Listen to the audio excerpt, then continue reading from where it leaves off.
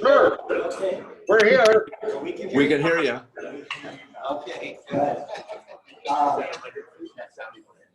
As far as I know, we have one guest in person. Maybe we have someone online, but Katie, who is a guest of, I believe, Tom Varna.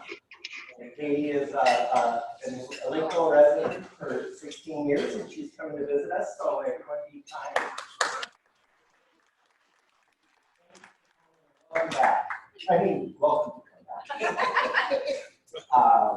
As far as announcements, we have a couple of passings, Hall of Fame, folks that meant a lot to me growing up this week. Perhaps you've heard, by all accounts, great humanitarian and Gail Sayers.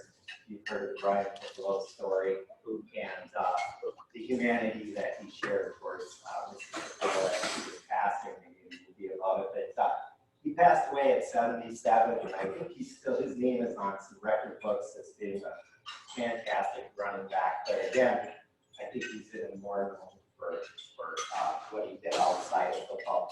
And then, of course, Joe Laurinaitis, one half of the wrestling team, the Road Warriors, the Animal, and personal friend of Craig Manson's, I know, so I mentioned that for you.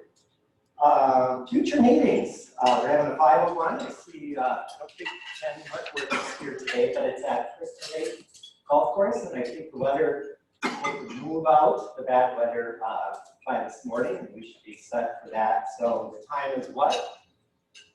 5:01. Thank you. There's no pause, but it's early in the day. And again, it's at Crystal Lake Golf, and last year, weather permitting, we were sitting on the patio, and I think we can get that again. October 1st is invited guest day. So please invite someone you know to join us either virtually or in person. It'd be great if you were in person.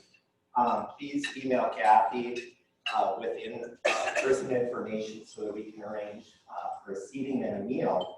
And on that day, we're having Cup Foods. So you should come for your flu shot if nothing else, right? I've had the last 2 years of no flu, so use me as a testimony for that. And then our speaker that day is Rebecca Cripps Stratton with Mystic Lake. She is the Secretary Treasurer, and her topic will be tribal sovereignty. I believe that's both Minnesota and national, so that should be interesting. So our speaker today is Annie Meehan, and I guess we'll start with a couple of questions. Do your word choices have impact on people around you? Are you an influencer looking to better yourself in your community? Could you use some actionable tools to remove obstacles that get in the way of living your best life? If the answer is yes to any of those questions, you are in the right place this morning. Our speaker today previously worked in investment banking for 9 years, owned and operated 2 fitness franchise locations, grew and led a direct sales team of 250 plus people. Annie is an award-winning author, has written 5 books, and has spoken internationally. Okay. Paris. Oh, that's good. She is a board member and is the past president of National Speakers Association of the Minnesota chapter. When not speaking, Annie can be found volunteering in the community, traveling with family, and walking or being walked with Peanut and Leo, her 2 little dogs.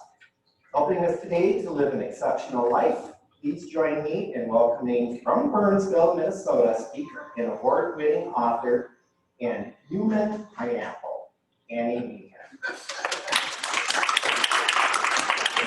You're on. Okay, I didn't know if I was, do I need? Oh, there's another one. Yeah. You can, it pulls out. Oh, perfect. Except for the danger in this is that I talk with my hands, so if you're sitting and I accidentally throw it at you, I apologize in advance. I'm so happy you're here and I want you to join, because you know Rotary, what it used to be like, right? All old men's club, and they were meeting the women, and you were the first woman to walk in. I'm like, where are the ladies? Come on, boys. Next week is invite somebody. Please invite a lady. Women are business owners. Women dominate more of the money in this country than men. Did you know that? So we need to get women involved in charitable organizations. so we can give back to all your things. I mean, I love guys, but I just love to see women step up. As I climbed the corporate ladder in the financial world, it was such a guy's world. We had 440 people. That's my phone. Does anyone want to answer that? Sorry, I never say turn off your phone because I'm usually the one in trouble. We had 440 people on the floor I worked on. I worked on institutional trading. 420 were men, 20 of us were women. And so I'm all about how do we empower each other, right? How do we come together not as competition, but as collaboration to move us all forward? So I am an international speaker. I want to tell you a secret about Paris. Paris in the Netherlands is where I spoke in Europe.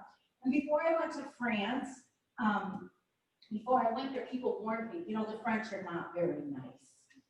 You know, the French aren't friendly. Now be careful because they're really snobby. So I flew in at about 11:30 that evening, got to my hotel, and the host that greeted me at the hotel said, "I love Americans. May I pour you a glass of champagne?" Oh, this is not what I was expecting. I said, "Sure, thank you." He was so kind. He said, "What are you here for? How can I help you? Where can I direct you?" The next morning at 6 a.m., I headed to the conference. I would be kicking off. And as I spoke in English, knowing no French, one woman did not speak English. The rest of them all did speak English. Another woman in the audience translated word for word everything I said, just volunteered to serve this woman who didn't speak English. Wow, that's pretty cool. After the conference, they stood up and they invited me to go have lunch with them, which I like how they do lunch. If you've been to France, I'm not here to talk about France, but it just popped in my head. I just want to tell you. So they do lunch. You have a glass of what did they start with? I think I started with a champagne, and then I had a blush with the next course, and then I had a red, and then they all went back to the conference. I was like, oh my gosh! But before they left, the man that was my host of my conference stood up and said something in French. Now, I have no idea what he said. Maybe he said, she's a real weirdo, let's help this woman, she needs it. I don't know. But what I will tell you is this. One after one, the people at this conference lined up to say, may I take you to dinner? May I take you to lunch? Can you come to my house in the evening? Can I take you here? Can I take you there? Would you like to go to the Eiffel Tower? And one of the nights, about the fourth night I was in Paris, I was walking. I didn't take public transportation, I just chose it. I don't think you have to go to a museum in Paris to see the beauty. The architecture is unbelievable. So I love to walk, and so I was walking to this woman's house, and in my head I was thinking, you know, she could be a serial killer. So what am I doing going inside her house? I'm not going to tell Greg. Greg would be like, why do you do this with people? But I'm going, and when I got there, I said, can I just say, is this weird? Because like, I'm in your house, and you don't know me, and she said, no, it's okay. I wondered today too if you maybe were a serial killer and what I was doing inviting you. And I said, why are you inviting me? I said, I don't mean to be rude, but people in America often say the French are not friendly. And I have found you to be the friendliest, the kindest, the most generous people I've ever met. She said, oh, Annie, that's because of you. You see, you're kind, and you're open, and you're welcoming. And she said, many Americans come here with somebody else. They speak loud, they talk down to us, they act like we should know English rather than they should know French. They don't look us in the eye. They say, can you help me? I need to go here. They don't say, hello, how are you? You never once did that. You looked at each of us. You thanked each of us. And because of how you treated me, I was so excited to welcome you into my home. It's not that French are rude. It's that Americans are rude to French. And so we just respond. It was just a moment that, as you joke about where I spoke, I've never talked about that before in an audience, but I was thinking, isn't that kind of the truth about everything? I mean, isn't everything about how we show up? It doesn't mean we control other people, and we can show up kind, and other people can respond negative, but we have a better chance of having them respond kind if we are kind, right? And so I was just thinking about that, because it was literally an unbelievable experience, and I did call my husband the last day that I was there. I traveled to Europe by myself for 3 weeks, a week in the Netherlands where I spoke, a week in Paris, and a week in Spain, where I had hosted 3 different foreign exchange students over the years. I got to meet their parents. But what I realized in that experience was that, do you want me to stand somewhere? Am I all over the place? Is there rules here? They never give me the rules. We don't have any. Okay, we're following. You guys got to show up for the breakfast. I don't know. We're following you. Okay, good. I'm Now I lost me, so who knows? Anyway, how we show up and how we treat people. But I remember on the last day I was in Paris, I called my husband, I said, oh my gosh, I fell in love. He said, what? I said, oh, I fell in love with the city. I fell in love with the people. I fell in love with the lights. I didn't get on transportation because I just wanted to walk with morning, noon, and night. The first night that I went out, I walked 3 hours with this woman that was at the conference. We just kept walking and walking, and it was a Monday night, so they said, oh, the restaurant's closed early tonight. But when we got to our final restaurant that they would let us in at midnight, where we had been walking and looking at the lights, and she had been telling me about Paris, they gave us a free bottle of wine and just said, welcome, we're glad you came in on a Monday night. It's our slow night. I think the culture, the environment that we show up personally and professionally affects what we do. And when I was invited to speak to you about today, I live in Burnsville for another couple days. October 4th, I'm moving to a cornfield in Lakeville. Don't look for me, I'm going and hiding. But we lived there for a long time. You heard a little bit about me, but more than anything, my passion is to teach people how to be the exception using the pineapple principles. But today what I was invited here to talk to you about is when the pandemic hit, when COVID hit, I thought about how do I help people move from FOMO to JOMO. And FOMO is the fear of missing out, if you don't know, and JOMO is the joy of missing out. So prior to COVID, we might see someone on social media on vacation and think, look at their life. Or they might show their most romantic date and think, oh, they have a better marriage than I do. Well, they didn't show you the other pictures. You know what I mean? Like, we just show the good stuff. And people sit at home and look and go, oh, people all the time say, like, you and your husband have a perfect marriage. I'm like, oh yeah. I just don't peek in the windows or come over after 8 at night when I'm really tired and stressed out trying to sell all my stuff. But real life, right? So I was thinking, how do you move from fear of missing out, those jealous moments we used to have? I don't think we're having them too much anymore because people aren't doing the things they used to do, to JOMO. What I thought about slowing down is I forgot to ask you all to bring paper and pen. Some of you might have it, some of you might use a phone, some of you might just think about it. Is there's 6 areas of help. As a person that owned 2 gyms for 12 years, the first one in New Prague and the second one in Lilydale, I helped thousands of clients. I never helped anybody lose weight. And a lot of times when people join a gym, they want to lose weight, right?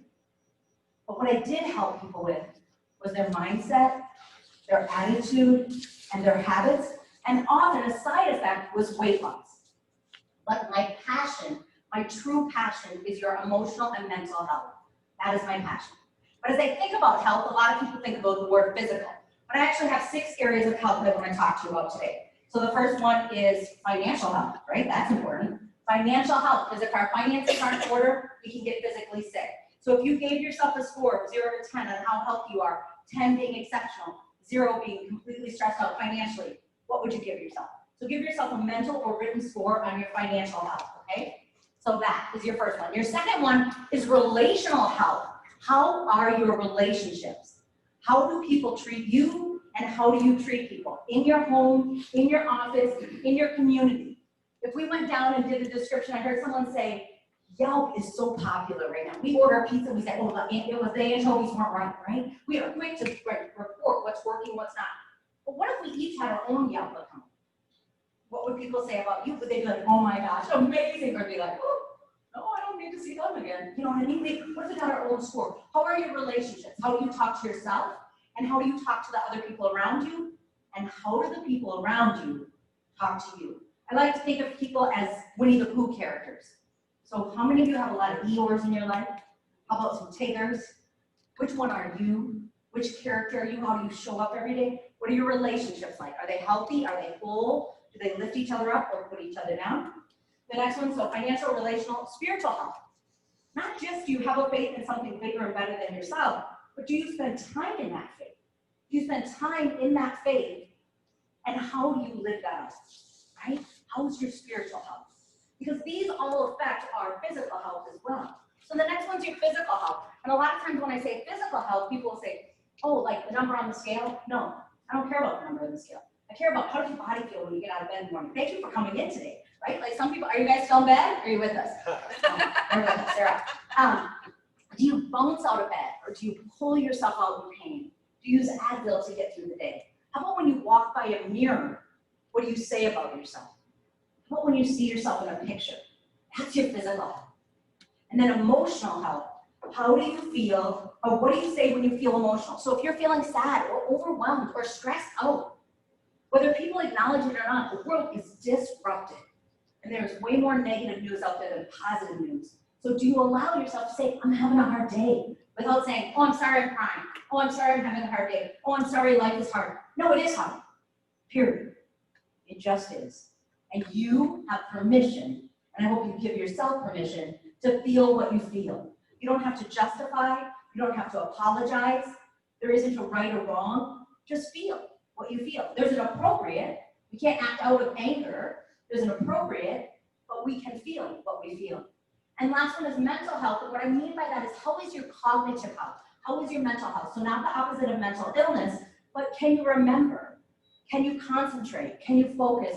At first, when COVID hit, which dramatically affected my business, I'm about 90% down from where I was planning to be this year and projected to be, and had a calendar full of to be at conferences speaking all over the world.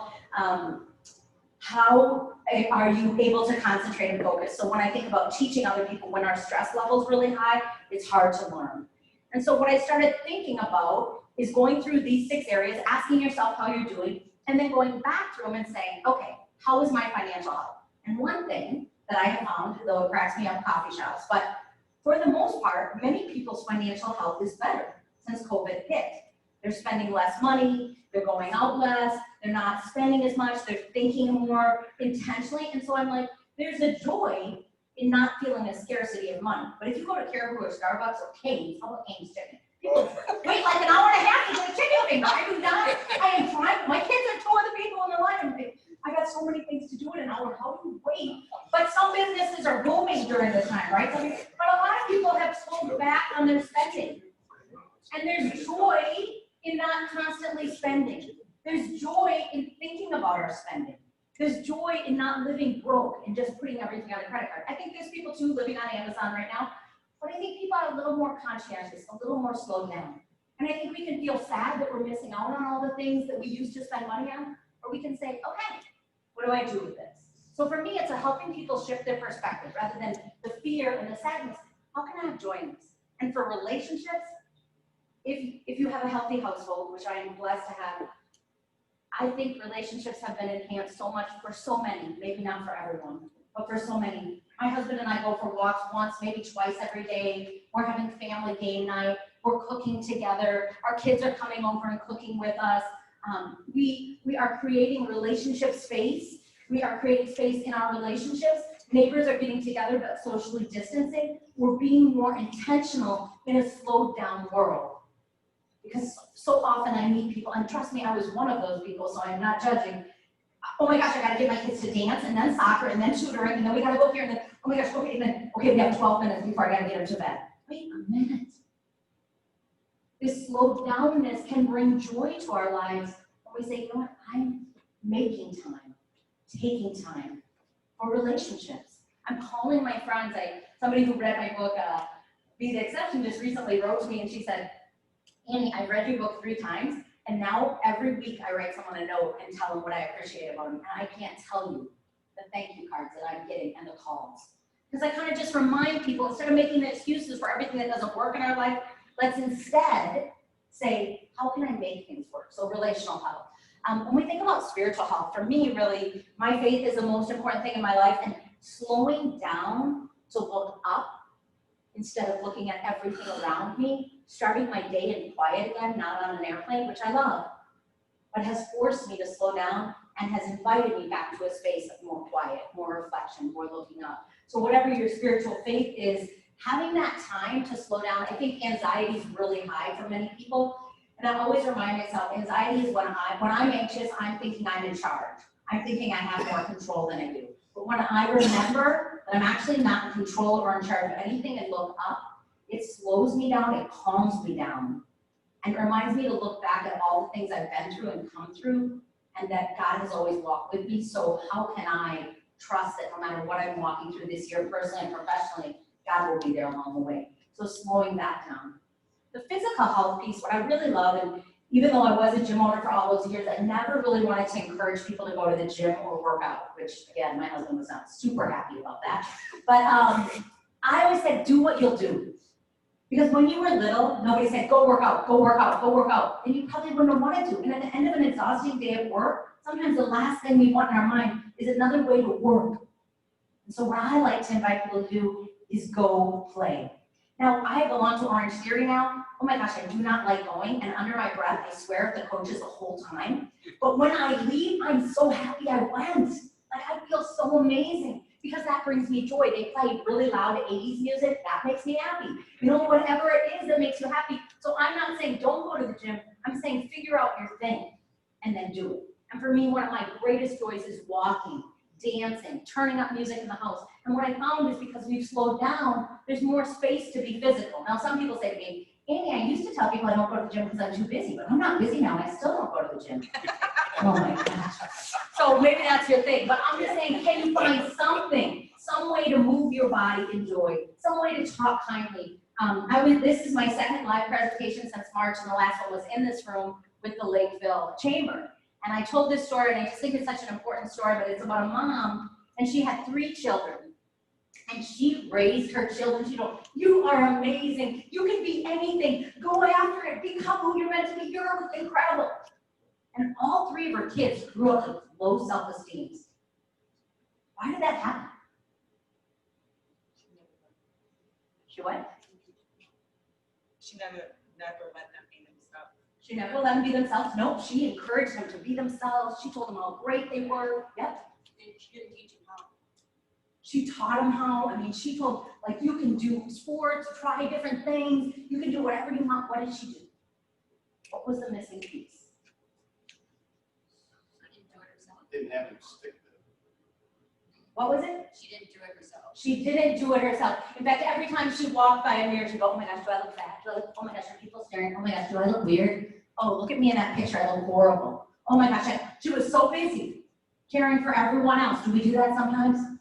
That she forgot to take care of herself. And what do people listen to louder than our words? Our actions. They watch what we do way louder than they watch what we say, right?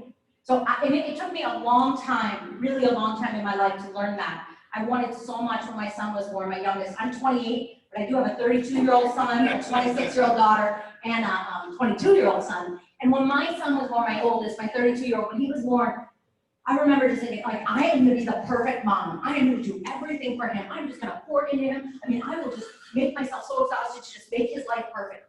He is never going to hurt like I hurt him. His life is, I'm going to pad his room. I mean, it's just going to be so perfect. But first of all, there's no such thing as a perfect parent. And second of all, somewhere along the line, I took a deep breath and I said, wait a minute. The best way I can love any other person is to first love myself. Is to show my kids that actually mom's going on a timeout. Put myself on a timeout. Give myself some quiet space. Give myself time to exercise. And what I realized through that is my children watch more what I did than what I said.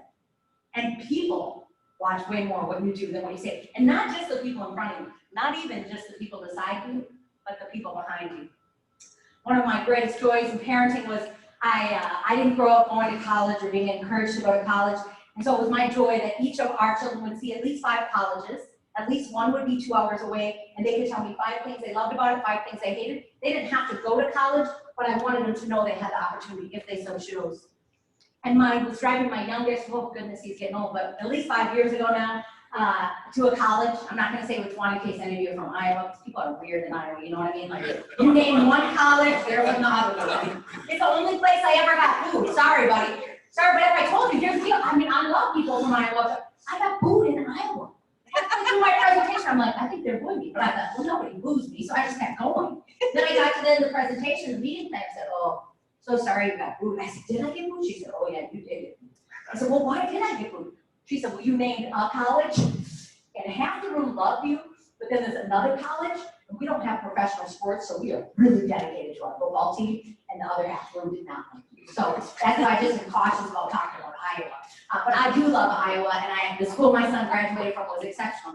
But I will say this, we were driving, and he was 17 years old, and I love to take my kids at least 2 hours away, because if you lock the doors with a teenager by accident, they will just start to talk to you.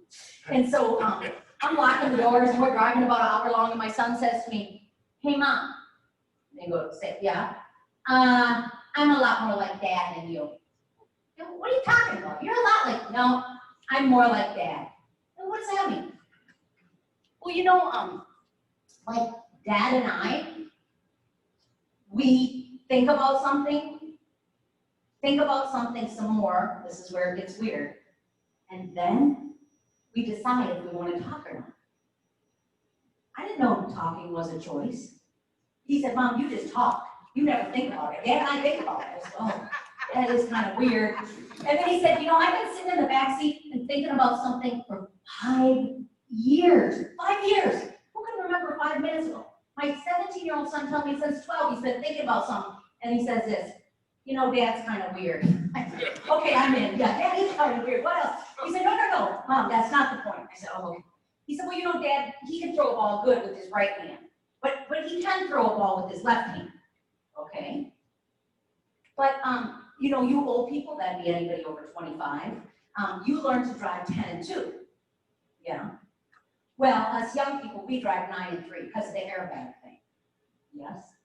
I have no idea what he's talking about, but he's talking. And when your teenager talks, you listen. Because they might, just by chance, tell you something real powerful. And he said, yeah, I've been sitting in the back seat since I was 12, and I've been thinking about Dad. And Dad always drives with his left hand. It's kind of weird. I never know why. I just watch him and think, why does Dad always drive with his left hand? I said, I never noticed. I don't know. Why does Dad drive? But I figured it out. I said, you did? He said, oh yeah. Dad drives with his left hand, so he has his right hand available to hold yours anytime you hold it. Some things are worth waiting 5 years to hear. My son went on to say, someday, Mom, when I get good at driving, and I'm going to learn to drive with my left hand in case I ever get a girlfriend, and I can hold her hand. And then I'm going to tell my friends. No words, no knowledge, just somebody watching you from behind. So when people are standing behind you, what are they seeing? Stop it, sit down, behave yourself. Are they seeing you love somebody else? I grew up thinking men's hands were violent. My son thinks men's hands are used to hold the woman next to him. People are watching you more than ever now, as we're slowed down, as we're leaning in. How are you responding? Are you looking for the negative? Are you looking for the joy? Are you looking for something good? No matter how stressed you are, no matter how overwhelmed you are you offering kindness? Are you looking up at people? I'll close with this. I hope that you look for joy. I am called a human pineapple, but my passion, my desire, is to teach each of you to be a pineapple. It started with a poem, be a pineapple. Stand up straight, wear a crown, be sweet on the inside. But as we stand up straight, really what it's inviting us to do is stop looking down at your phone. Stop waving at you, but going, hey, Dad. Looking at someone behind, or looking at you, but not really being present because I'm so distracted by my own mind or my own response. Look up and see people. I literally looked up in a bathroom. I took that poem and I asked myself, how does it become a principle? We use these things to live out our lives. So if I stand up and I look you in the eye, which I did to one woman in St. Cloud a number of years ago, and that is what led me to write the book. Because she was 36 years old and we encountered each other on and off throughout that day. But at the end of the day, she came to me crying. I said, what is wrong? She said, you don't understand. I am 36 years old. I basically lied to you about everything you asked me. But you are the first woman to look me in the eye and not judge me. Because of you, I'm going to make a good choice today. And I haven't in a long time. If we wear a crown, then we value ourselves. But if I wear a crown and then I look around, I also see your crown and I value you as well. Because if I got up every morning and asked myself, Annie, what do you want to do today? Let me be honest, don't tell Eric. But what I really want to do every day is lay in bed and eat 3 chocolate-filled donuts. Anybody? But when I value, right, I mean, why not? Right, that's what I want to do. But when I remember that I have a crown on, I get out of bed, I drink a glass of water, and I go for a walk. Because I'm worth something. And because taking care of myself is not selfish, it is self-full. Because when I fill up, then I have more to pour out to other people. And when I am sweet on the inside, what comes out of my mouth, and also the most dangerous weapon out there, and that is called our keyboard, is kindness, encouragement, love, support, unity, not division. What if you were just a pineapple? Stand up straight, see people, wear a crown, value yourself and value others, be sweet on the inside, so what pours out of you is kindness and encouragement. And then there's always those resistors saying, but Annie, my nipples are a little bit pokey. True, they are. But let me say this, we're all a little bit pokey sometimes. But we always have a choice to spread kindness and sweetness from inside to without. You all do have a comment card in front of you.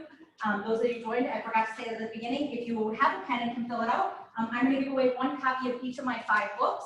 So if you would take a moment and fill that out, I greatly appreciate it. And I'm happy to answer any questions if you have them. If we have time, I don't know where we're at. No, we have time. Okay. Any questions? Questions, comments, or you want to share how you are finding joy since March in your life in any of the 6 areas? How about online? Online, any questions?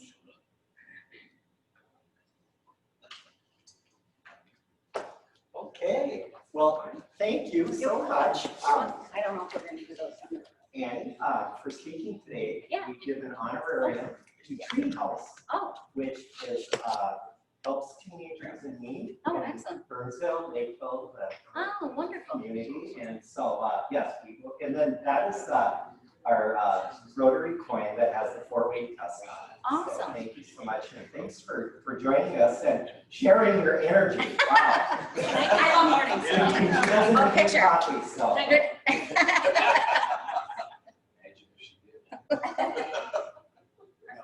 Thank you. I'm high in life and I should spark, so. I think that was a commercial for Doug. That was for Doug, yeah, there you go.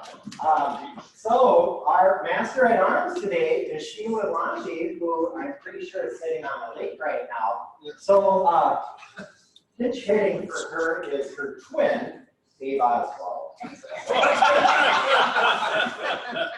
Please welcome Dave.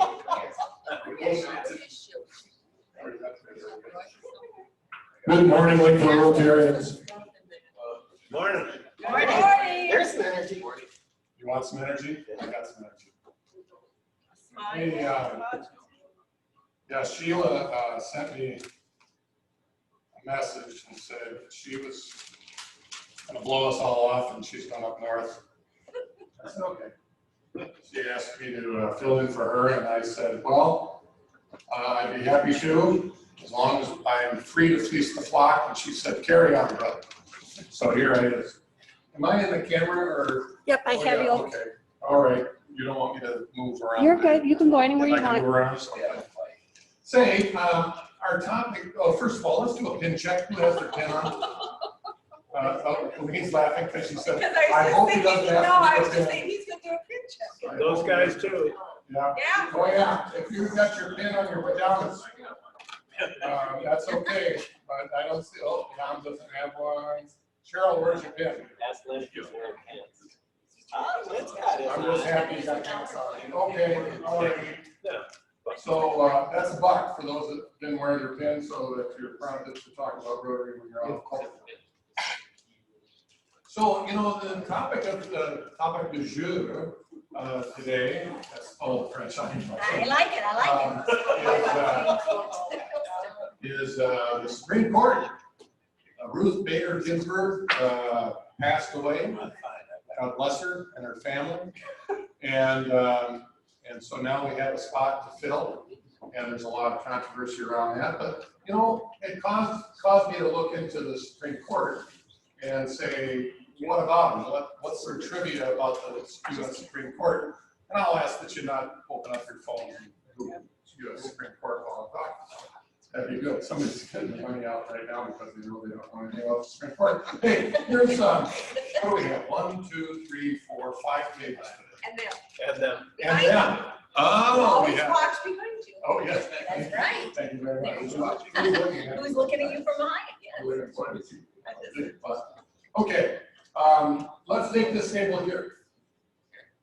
And you are exempt because you're a visitor. Oh, great. Yeah, I'm looking at you. I know why I go this way. You can help us, right? Yeah. Well, you can consult, but you do not have permission to run. And you will be wrong. And you will be wrong. First question about the U.S. Supreme Court. Within $1,000, what is the salary, annual salary for the current Chief Justice? What is the annual salary for the current Chief Justice? Not a bad day. What is the end? Was it $1,000? We got another. You got a number? Here comes the number. How much? 265,000. Well, I thought it said 270. You say 265. I would have been right. 270,000.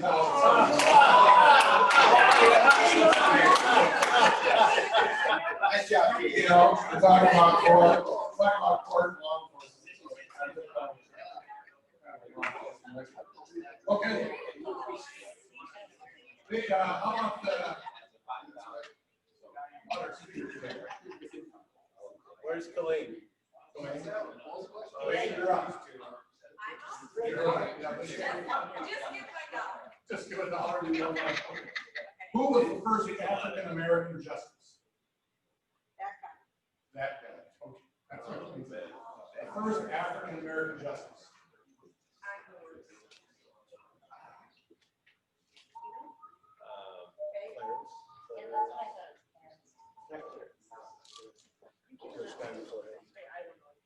How much time should I give them? You guys at home, should I give them, should I cut them off? Clarence time. We don't. Marshall? Marshall. Marshall what? What's his last name? Huh? Thurl. What was that? Marshall. Thurl. Draw it up. Thurl. Thurgood Marshall. Oh, very good. Yeah, sure. Yeah. Woo! Follow-up question. It's facing the flag. What year was he appointed to the within 5 years? I'll give you within 5 years. How's that for being generous? That sounds good to me. 68. Okay, move on.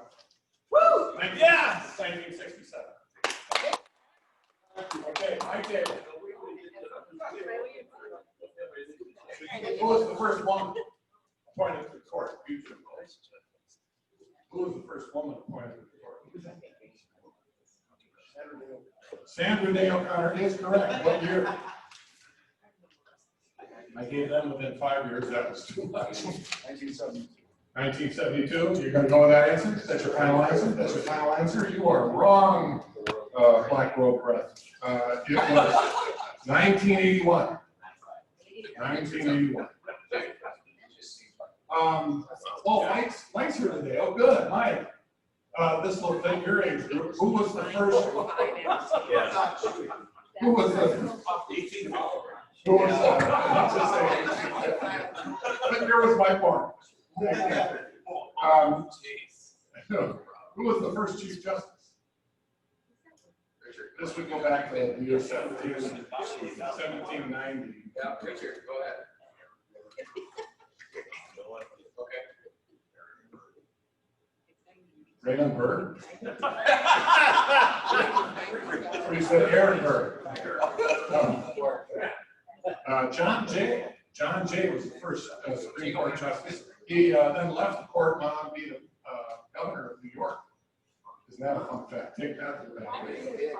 Oh, here we go. Originally, how many, in the first Supreme Court, how many justices were there? 12. Tom says 12. What do you guys say? You all agree with that? He said it quickly, he said it with authority, he said it with self-confidence. Yeah, you told you, you're going to stick with 12?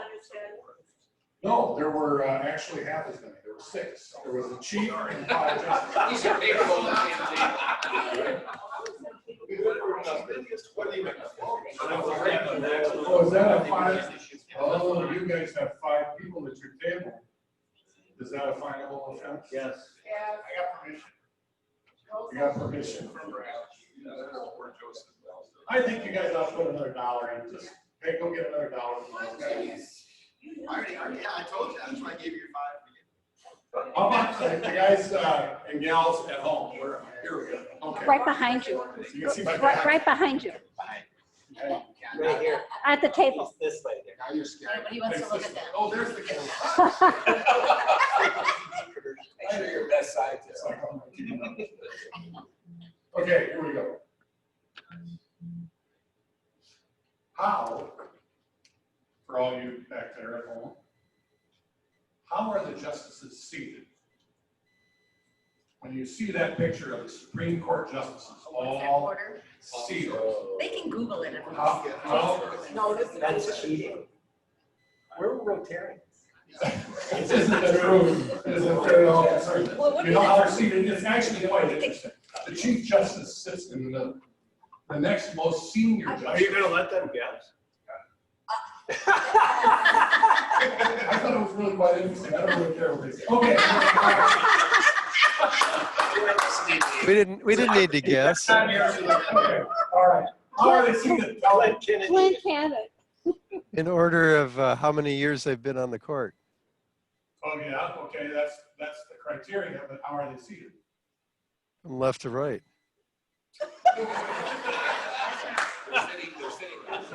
That'll cost you at least $1. Anybody else have an answer there in the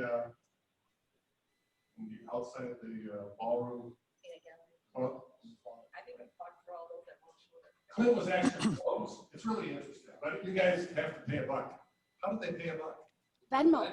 Oh, Venmo. Venmo $1, you guys. Venmo $1. I left $10 in the basket this morning. Is that your 10? Yeah. I did see So it. that's part of your happy dollars? Yep. Well, I'm just happy you left it 10. So here's how it's seated. The Chief Justice is in the center. The most senior justice is seated to his right. The next most senior justice is seated to his left. The next most senior justice is seated to the right of the right. And so on and so forth until they get to the last justice. Oh my goodness. So that's So complicated. I found that to be interesting. What's even more interesting is, what are you happy about today? Let's take the folks in the room here first. Tell me, somebody who's happy. Anybody have a happy dollar? You're happy? Rick, my wife starts her new job today after being furloughed for like 5 months. She's nervous, so if they could just lift up Cynthia and she heads off to work today for about 6 weeks of training, that would be wonderful. Wonderful. Congratulations. Anybody else have anything happy to do? Oh, yes, Colleen. You have a happy dollar. I do. We've been so low on collecting lately. I'm going to give a happy 12. You guys have had to put up with me for the last 3 years on the legacy that was the project bigger than us. We are down to 12 units. So had COVID and civil unrest not hit Minneapolis, we'd probably be done. But prayers for these last 12, because I think I'll be on this for about a year. But it's great to be to this.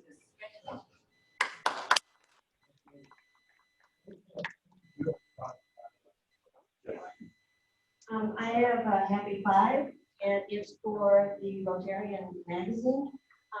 Please read it. There is an article on which Lakeville is mentioned in about pollination. Our governor at that time, Marlene, was really into pollination and the whole thing. It has a wonderful history of why that's needed. The pollination gardens are still needed, and I have to be lucky enough to be in it. And it's a beautiful photo. Thank you. That's all I can think about. I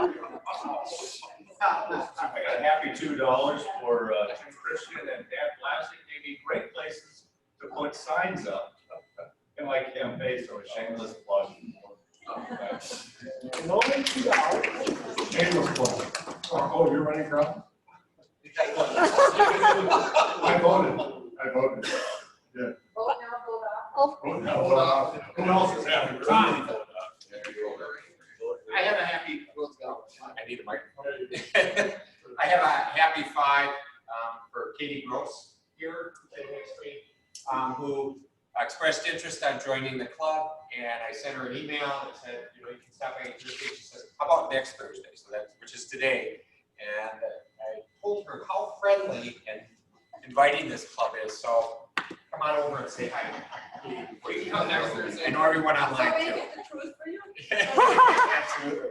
Thank you, Tom. Online. And welcome, Katie. We hope to join. Online. Online, do we have it?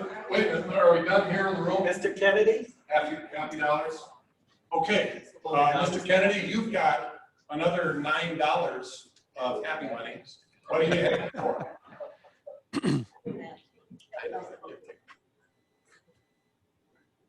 My dad is so healthy down there in Arizona that he thinks he's going to take a trip next year to the Balkans and St. Petersburg. How old is your dad? I don't think he heard you. Hello. Clint, Yes? how old is your dad? How will he do that? He'll just spend some money.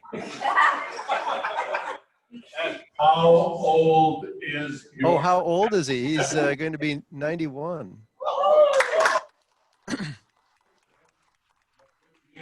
Anybody else in the online audience have a happy hour? Okay, well, looks like we're gonna pull a ticket. Tom, you're an honest guy. Would you pull a ticket out of the basket? I will. I took my glasses. There's 12 unclaimed tickets. Oh. Okay, the last three numbers are 864. 864. Who's got 864? 864. It's probably yours or is it mine? It's probably laying on the table. There's about 10 of them on there. Let's do it again. Tom. The check table. Gosh, Tom, you're just gonna have to keep doing it until you get it right. Okay, this is the next number, 863. 863. I bet you. We're gonna pull one more, and then if we don't get it, we're done. 855. Pauline, 855. There we go.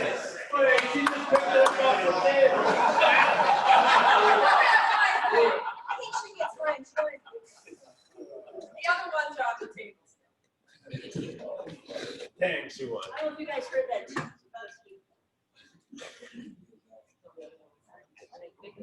Thank you, Kathy. Thank you, Katie, for being a guest.